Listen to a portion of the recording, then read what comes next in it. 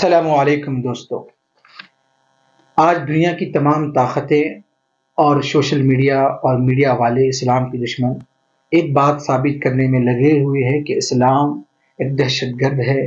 اسلام کو ماننے والے آتنکواد ہوتے ہیں، نہ جانے کئی ایسے الفاظ لگاتے ہیں۔ ان کا مقصد کیا ہے آپ کو معلوم ہے؟ وہ مقصد ہے کہ لوگ اسلام کو نہ ماننے والے اسلام سے نفرت کریں تاکہ وہ اسلام کی طرف دیکھیں ہی نہ۔ اسلام کو ماننے والے برے انسان ہوتے ہیں، یہ ایک لوگوں میں ڈر اور ایک ماحول پیدا کرنا چاہتے ہیں، کیونکہ ان لوگوں کو ڈر ہے کہیں ان کے مذہب ختم نہ ہو جائے۔ اور کچھ سال پہلے اسلام جو ہے ہمارا ترقی سے آگے بڑھ رہا تھا، عروج ہو رہا تھا، تو لوگ پریشان تھے۔ تو صرف ہندوستان نہیں بلکہ یہ ایک عالمی طاقت مل کر اسلام کو برباد کرنے اور ختم کرنے کا کام کر رہے ہیں، لیکن یہ ناکام کوشش ہے۔ لیکن اس ویڈیو میں آپ کو یہ بتانا چاہتا ہوں، جو لوگ کہتے ہیں کہ اسلام طاقت دولت پر پھیلا ہے، یہ غلط ہے۔ میں آپ کو یہ اس لیے بول رہا ہوں تاکہ آپ لوگوں تک اس بات کو پھیلاؤ کہ اسلام جو ہے طاقت اور دولت پر نہیں بلکہ اخلاق پر پھیلا ہے۔ آپ ذرا غور کریں کہ جب آقائے دو جہاں صلی اللہ علیہ وسلم نے سب سے پہلے کہا کہ اللہ ایک ہے، اس کے سوا کوئی معبود نہیں اور میں محمد اللہ کا رسول ہوں صلی اللہ علیہ وسلم، تو اس وقت کیا آقائے دو جہاں صلی اللہ علیہ وسلم کے پاس تلوار تھی؟ کیا طاقت تھی؟ کیا دولت تھی؟ نہیں۔ حضور صلی اللہ علیہ وسلم ایک ہی تھے، باقی سب کے سب کفار اور مشرکین تھے۔ حضور صلی اللہ علیہ وسلم کے ساتھ اپنے خاندان والے تک نہ تھے۔ اس وقت حضور صلی اللہ علیہ وسلم نے ایمان کی دعوت دی۔ جب کیا طاقت تھی؟ نہیں تھی۔ وہ کیا چیز تھی جو حضور صلی اللہ علیہ وسلم نے اس کے ہمت پر کہا؟ وہ تھا اخلاق۔ مسلمانوں میں آج وہی چیز نہیں ہے، اخلاق۔ ہم غیروں کو فالو کرتے ہیں، غیروں کے کردار کو اپناتے ہیں، جو ہمارے نبی ہیں پیارے محمد صلی اللہ علیہ وسلم، ہم ان کو فالو نہیں کرتے، ان کے کردار کو نہیں اپناتے۔ یہی وہ چیز ہے جو ہمارے زوال کا ذریعہ ہے۔ جب تک ہم اخلاق سے مزین نہیں ہوتے، اخلاق کو نہیں اپناتے، ہمارا زوال ہونا طے ہے۔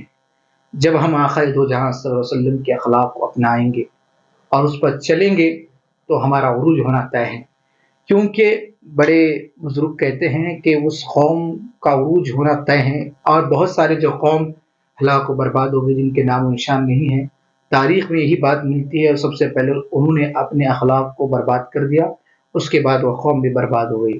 سب سے پہلے ہم کو اخلاق سیکھنا ہے، کیونکہ اللہ تبارک و تعالیٰ نے فرمایا سب سے بہترین اور عظیم اخلاق میرے نبی کے ہے، سب سے اچھے اخلاق ہے۔ تو ہم سب کو نبی کو فالو کرنا ہے، اور جو خدا اللہ تبارک و تعالیٰ نے کہا ہے انہی کو فالو کرنا، انہی کے اخلاق کو اپنانا ہے، نہ کہ غیروں کے۔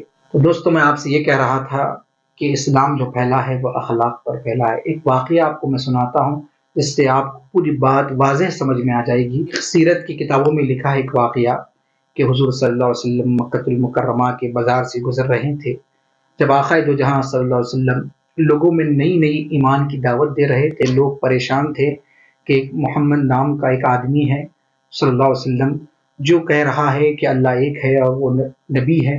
تو لوگ پریشان تھے۔ کیوں پریشان تھے؟ کہ وہ اپنے معبودوں کو چھوڑنا نہیں چاہتے تھے۔ تو اس وقت آقا دو جہاں صلی اللہ علیہ وسلم کے کئی دشمن بن گئے، اپنے خاندان والے، اپنے دوست و احباب، سب کو ہی آقا دو جہاں صلی اللہ علیہ وسلم سے نفرت کرتے تھے۔ اس وقت حضور صلی اللہ علیہ وسلم بازار سے گزر رہے تھے، تو آپ نے دیکھا کہ ایک گڑیا جو ہے اپنا سامان اٹھانے کی کوشش کر رہی ہے، لیکن وہ اٹھا نہیں رہی تھی، ضعیف تھی۔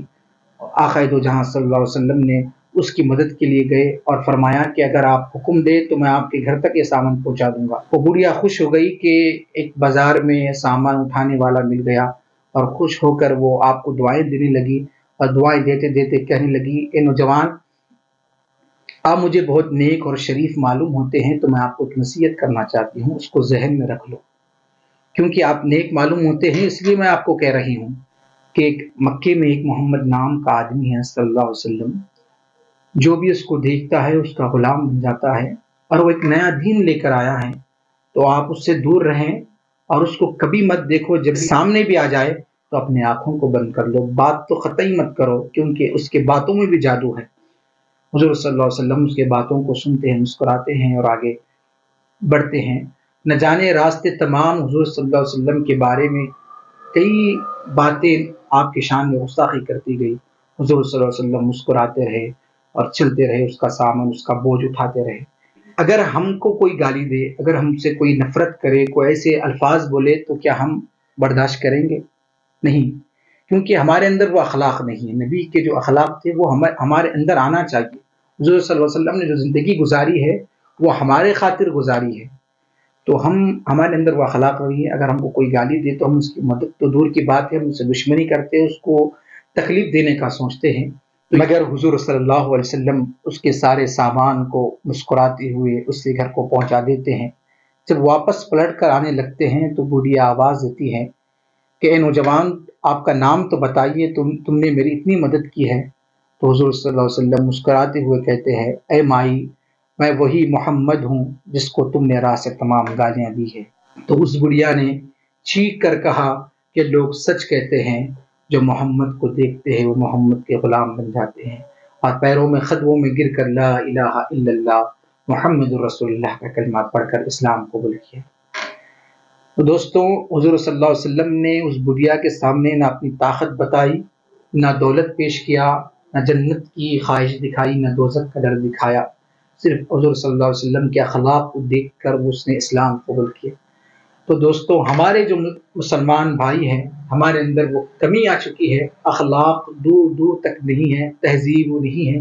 آپ کو ایک بات کہہ کر اپنی بات کو ختم کرتا ہوں کہ ایک مسلمانوں کا بڑا جلسہ تھا اور اس میں تمام علماء، مفتی اکرام تھے۔ تو ایک آدمی اٹھ کر کھڑا ہو گیا اور کہنے لگا کہ اسلام جو مذہب ہے تمام مذہبوں میں افضل ہے، بہترین ہے، لیکن اس کو ماننے والے سب سے بدترین ہیں۔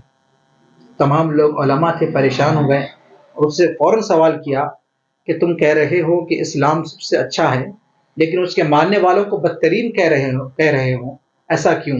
تو اس نے کہا کہ اسلام کی جو تعلیمات ہیں سب سے اعلیٰ ہیں، کسی کے مذہب میں نہیں ہیں۔ اس میں تو پانی پینے کا طریقہ اور ضرورت کو جانے کے طریقے بھی موجود ہیں، لیکن مسلمانوں کو میں جب دیکھتا ہوں تو ان کے پاس کوئی طریقہ وہ اسلام کا اپناتے نہیں، تو سب سے اعلیٰ چیز رکھ کر اس کا استعمال نہیں کرتے، تو وہ سب سے بدترین قوم ہے۔ اس کی جو بات ہے صحیح ہے، کیونکہ ہمارے پاس اچھی تعلیمات ہیں، ہمارے پیارے نبی ہے، تو ہم ان کو اپناتے نہیں، ان کو فالو نہیں کرتے، تو ہم بدترین قوم میں شامل ہو سکتے ہیں۔ لیکن اس کو توڑنا ہے، لوگوں کا نظریہ بدلنا ہے، اسلام کی جو تعلیمات ہے اس کو آگے بڑھانا ہے، تو ہم سب سے پہلے اپنے نبی کو فالو کریں اور لوگوں کو بتائیں کہ اسلام کس طرح پھیلا ہے۔